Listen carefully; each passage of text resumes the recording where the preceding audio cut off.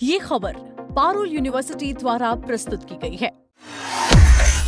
CBSE के 12वीं के छात्रों के लिए रीचेकिंग और उत्तर पुस्तिका रिवैल्यूएशन का समय चल रहा है। इस बीच बोर्ड की वेबसाइट पर एक बड़ा साइबर अटैक करने की कोशिश की गई, जिसमें 38 लाख से ज़्यादा डेटा पैकेज भेजे गए। लेकिन अच्छी खबर ये रही कि सीबीएसई की टीम ने हमले को पूरी तरीके से नाकाम कर दिया। अब तक 56,000 से ज़्यादा छात्रों ने ऑनलाइन आवेदन कर दिया है और उनका डेटा बिल्कुल सुरक्षित है। आज हम आसान भाषा में बताएंगे कि सीबीएसई में क्या हुआ और छात्रों को क्या सावधानियां बरतनी चाहिए। तो इसके लिए वीडियो के अंत तक जरूर जुड़े रहिएगा। साइबर अटैक की कोशिश कैसे हुई? दोस्तों, सीबीएसई की वेबसाइट पर फिर से हमला करने की कोशिश की गई।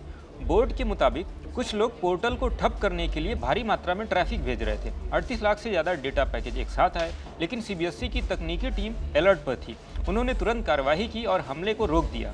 वेबसाइट नॉर्मल तरीके से काम कर रही और छात्रों को अब कोई दिक्कत नहीं हो रही। बोर्ड ने साफ कहा है कि कोई डेटा लीक नहीं हुआ है। छात्रों के आवेदन, आधार डिटेल और सारी जानकारी पूरी तरीके से सुरक्षित है। 12वीं के रीचेकिंग और पुनर्मूल्यांकन के लिए 2 जून से प्रक्रिया शुरू हुई है। अब तक 56,000 से ज़्यादा छात्र आवेदन कर चुके हैं।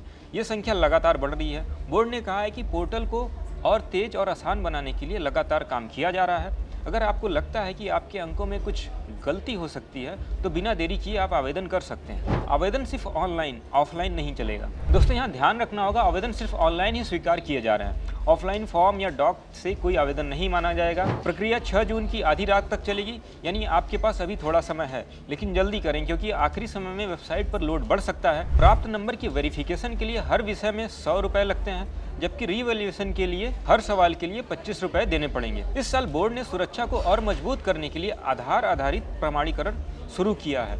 इससे पता चलता है कि आवेदन असली छात्र ही कर रहे हैं या नहीं।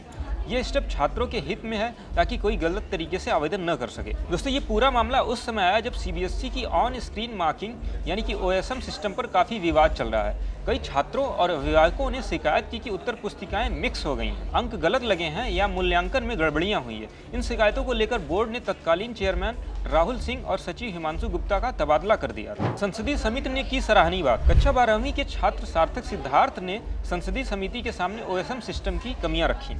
उसने मिश्रित उत्तर पुस्तिकाओं, गलत अंक लगने और अन्य समस्याओं पर अपनी बात रखी। समिति के सदस्यों ने उनकी तैयारी और तथ्यों की सराहना भी की।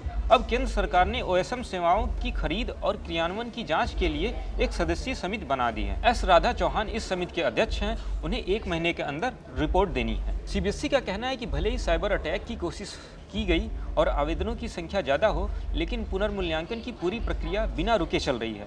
बोर्ड ने अतिरिक्त सुरक्षा उपाय कर लिए हैं। छात्रों से अपील है कि वे आधिकारिक वेबसाइट से ही आवेदन करें, किसी थर्ड पार्टी लिंक या ऐप का भरोसा न करें। यहाँ छात्रों के लिए कुछ जरूरी सलाह। आवेदन करने से पहले अपनी ओएमआर सीट और उत्तर पुस्तिका की कॉपी अच्छे से चेक कर लें। फीस का भुगतान सही तरीके से करें। आवेदन नंबर जरूर नोट कर लें। 6 जून आधी रात के बाद कोई मौका नहीं मिलेगा, इसलिए समय रहते पूरा काम कर लें। अगर कोई दिक्कत आए तो सीबीएसई हेल्पलाइन पर तुरंत संपर्क करें। दोस्तों, सीबीएसई लगातार सुधार करने की कोशिश कर रहा है। साइबर अटैक जैसी घटनाएं दिखाती हैं कि डिजिटल सुरक्षा कितनी जरूरी होती है। उम्मीद है कि इस बार छात्रों को उनका सही हक मिलेगा और पुनर्मूल्यांकन पारदर्शी तरीके से किया जाएगा। अगर आपको ये जानकारी अच्छी लगी तो वीडियो को शेयर करें, लाइक करें और कमेंट करना न भूलें। ऐसी ही और जानकारी के लिए देखते रहें दैनिक जागरण।